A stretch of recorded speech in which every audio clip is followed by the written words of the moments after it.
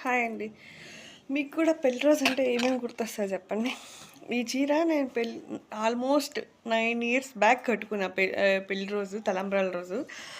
మా సైడ్ ఇదే cream colour, maroon red border వచ్చేది. కాకపోతే బ్లౌజ్ అసలు పట్టట్లేదనమాట. అప్పుడు చాలా చిన్నగుండేదాన్ని. ఇప్పుడు పట్టట్లేదు. అందుకే వేరేదంతా పేరప్ చేసి యేసుకున్నాను. అండ్ వన్ మోర్ థింగ్, నాకు పెళ్ళంటే మెయిన్‌గా బాగా ఇష్టమయ్యేదంతా ఏదంటే పసుపులు పెడతారు కదా! ముందు పెళ్లి కూతురిని చేస్తారు కదా! కుందనాలకు ముందు పసుపులు పెడతారు కదా! అసలు నాకు అదంటే చాలా చాలా ఇష్టము. మీకు కూడా అందులో ఏది ఇష్టమో చెప్పండి. అండ్ తర్వాత మనకి ఎంత గోల్డ్ బ్యాంగిల్స్ ఉన్నా, ఇయన్నీ ఇట్లా డిజైన్ బ్యాంగిల్స్ ఉన్నా, ఈ మట్టి గాజులేసుకొని బ్లాక్ కలర్‌వి పెళ్లి కూతురప్పుడు యేస్తారు కదా! అసలు బ్యాంగిల్స్ యేసుకుంటే చూసారా? బ్యూటిఫుల్ నేచరే పెరిగిపోతుంది చూసారా?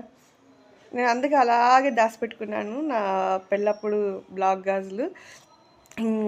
అవే రీక్రియేట్ చేసుకొని యేసుకున్నా పెళ్ళప్పుడు అంటే అన్నీ లేవు.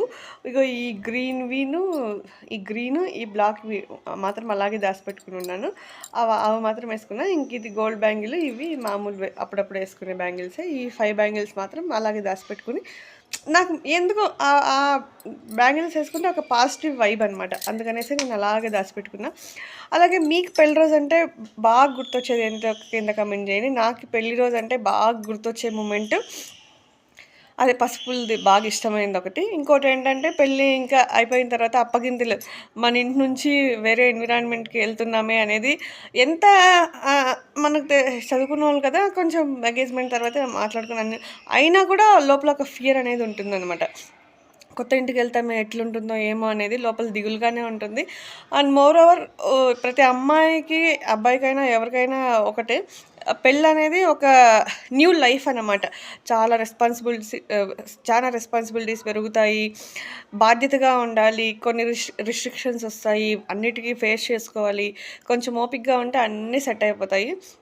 నా 9 ఇయర్స్ ఆఫ్ సక్సెస్‌ఫుల్ మ్యారీడ్ లైఫ్‌లో చాలా ప్రాబ్లమ్సే ఫేస్ చేశాను. బట్ కొన్ని సిట్యుయేషన్స్‌లో కొంచెం పేషెన్స్ తక్కువ వల్ల కొన్ని ప్రాబ్లమ్స్ చాలా హైకెళ్ళిపోయాయి. తర్వాత నేనే అర్థం చేసుకొని దిగొచ్చి నా ప్రాబ్లమ్స్‌ని నేనే సాల్వ్ చేసుకున్నాను.